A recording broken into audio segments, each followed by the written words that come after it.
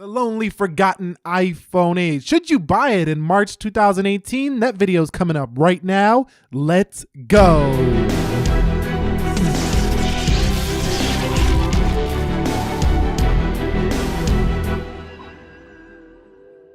So what is up, guys? Nick here, helping you to master your technology. Got a comment in earlier today, said, Nick, I want to buy the iPhone 8, but I'm not sure about the battery life with that device. And this one actually has been quite forgotten. You know, I didn't really cover it too much. I got a little bit busy with the iPhone 10 status versus Note 8 and all that stuff.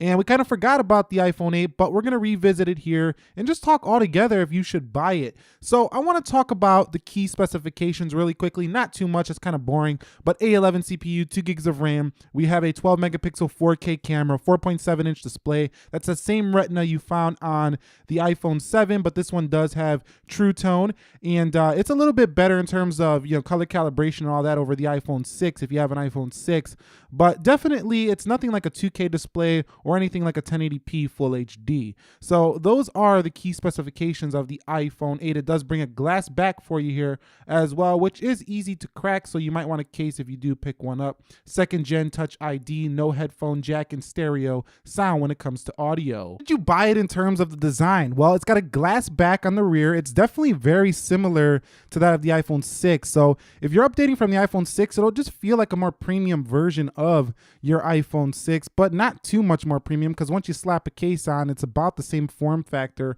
about the same phone. Now, I do think it feels quite classy and it definitely feels premium, but when you take a look at this price range, there's a lot of phones that have an 18:9 display, curved displays. You can even get cheaper, older phones like the Samsung S7 Edge, which I think have a much better design than the iPhone 8, and it's going to be less money. So really, you know, this design is a pretty classic iPhone. It's nothing, you know, super amazing, and I think if you get it, you'll be okay with it, but you might be, you know, desiring a little bit more going forward here as more phones do get announced. So design is just average, in my opinion, for this device. The average doesn't mean that it's built average. Now, it does have a glass rear here, which I think basically Apple did this because the S6 Edge all the way through the S7 Edge, even the S8, was all glass, and you know, people really love those devices, so Apple went ahead and brought back glass. Now, some people say no, they brought back glass for a classic reference back to their original iPhone 4 and 4S. I disagree. I think it's because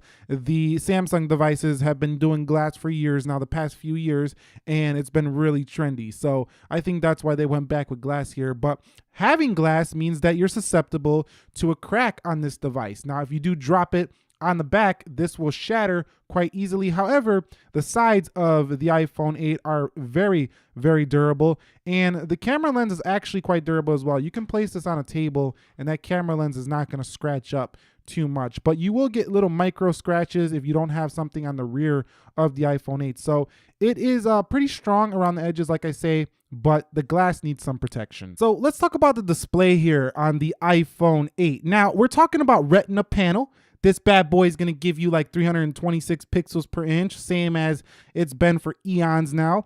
But they did a good job with the calibration, as also they brought True Tone here. So it has a pretty nice, you know, shifting of colors depending on your lighting environment. And at nighttime, night shift is very easy on the eyes. My only issue with this panel is that text is actually noticeably not sharp in comparison to if you've seen a 2K display.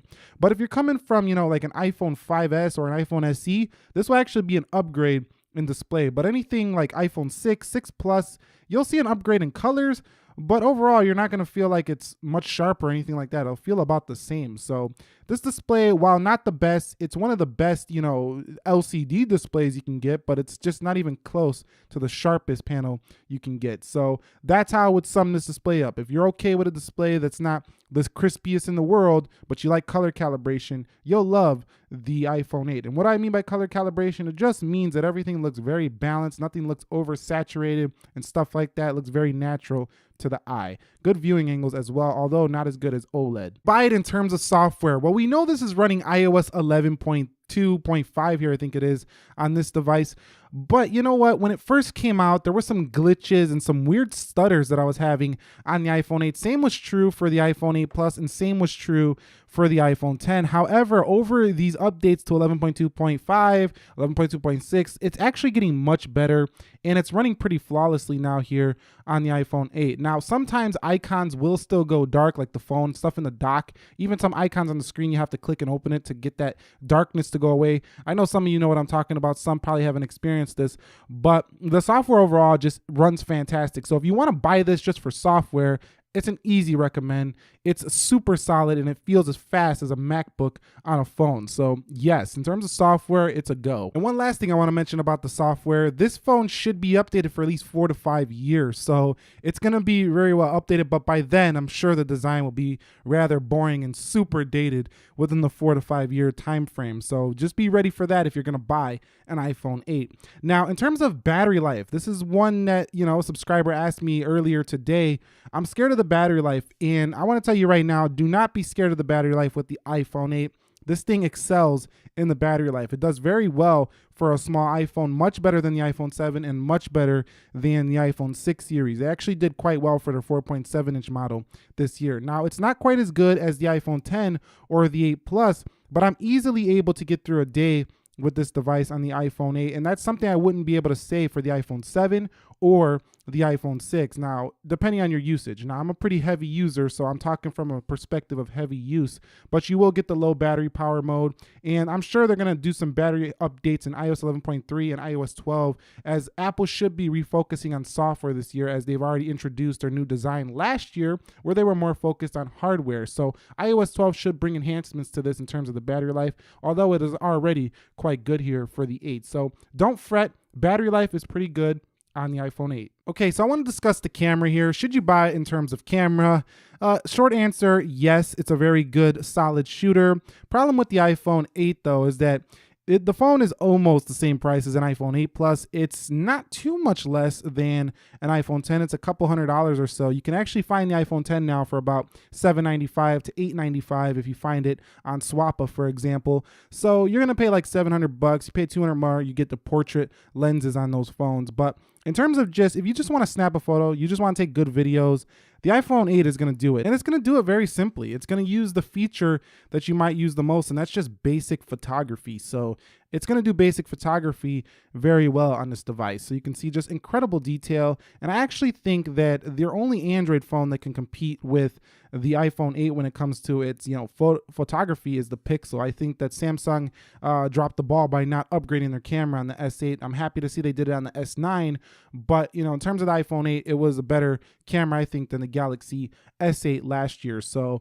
yes, I would recommend it here. It does 4K 60 recording, which is phenomenal for a phone of this size. However, one annoying thing about iPhone is you still have to go into the settings to get into the camera settings. There's no manual settings right out of the box, but great 4K camera here on the iPhone 8. Definite recommend. Also, I want to talk about the audio. The stereo sound on here is actually 20% louder, according to Apple, than the prior editions. But if we go into, a Nick Ackerman video, for example, here, and let's go through this ad real quick in just a second. It will also show you your battery charge, and if we go over here, it'll show you what application. It might not be coming through greatly on the microphone, but it's pretty loud. You can cover it here and it still plays.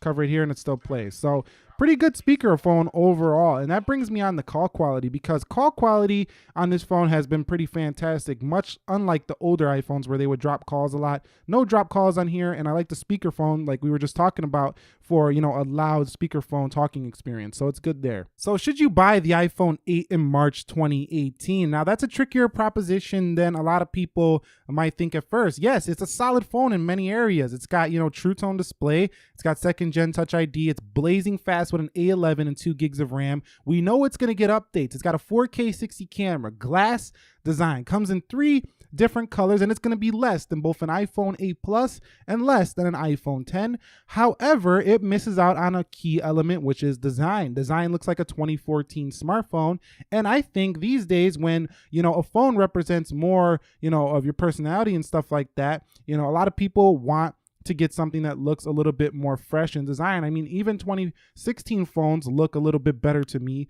than this iPhone 8. So that's where they really dropped the ball on this. They could have at least extended the screen a little bit on this one, or made it slightly bigger, maybe 5-inch on the iPhone 8, but they decided to keep the same design, and that's the Achilles heel here for the iPhone 8. But if you're the type of person who doesn't care about having the latest and freshest design, yes, I recommend the iPhone 8. If you want portrait modes, bokeh, and all that, you're really into photography, skip out on this one. And if you're looking for the best bargain when it comes to an A11 phone, you got to get this one. It's the cheapest one you can get.